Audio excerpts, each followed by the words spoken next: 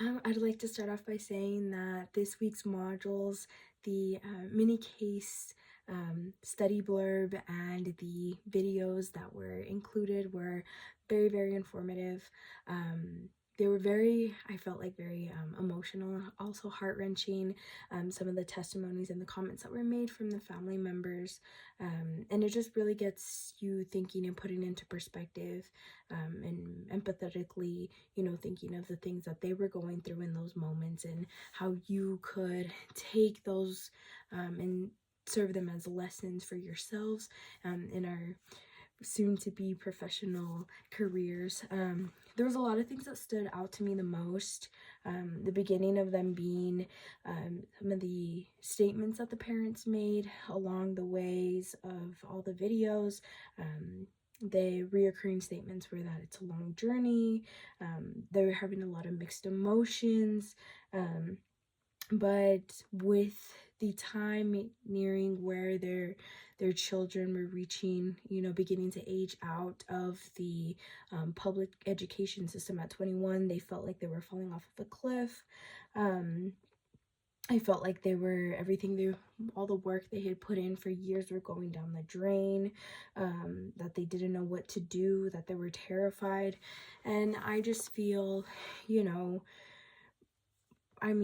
all these years of them having to be the advocate for their children, having to learn alongside their children, what's best for them and their learning styles and what they need for their supports, for their exceptionalities is, it's a process, it's a journey that they've done since, their children were born up to the age now up to 21. And I can only imagine, from the testimonies, how it may feel to be in their shoes. But I do know that just motivated me to be more empathetic and, to advocate for those steps to be taken for it to be student based and have that connections with the family and make sure that they are active parts in their students and their child's education plan, making sure that regulations are met and that we're following the steps that need to be taken to empower them and to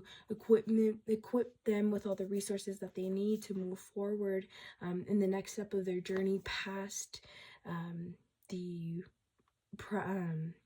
public school system. You need to look at the situations as if they were your family members, as if you were in their very shoes, and do everything in your possibility and everything in your realm to equip them what they would need to be able to move forward and make that transition as easy as possible for them. Just making sure they're all human as well. Despite their exceptionality, they need to have the same things available to everyone else as they are. They need to have that fair chance. They need resources just like anyone else, and even more so for their exceptionalities. And that's where we go in, and that's our position to advocate for them, to ensure that these steps and these measures are made, and to make this next step in their life, although it is a transition that is going to be impactful for both the student and the family alike. We need to be there to help support them and help lessen that scary transition as much as we can. And obviously it opens up also another realm of the need for policy changes and the need for a lot more resources there for our community members with the exceptionality of autism. And from going forward, I just, it really does open up your eyes to see how much more change our what we see as our progressive society that we do need to make, so that we are providing the optimal support and services to all of our community members.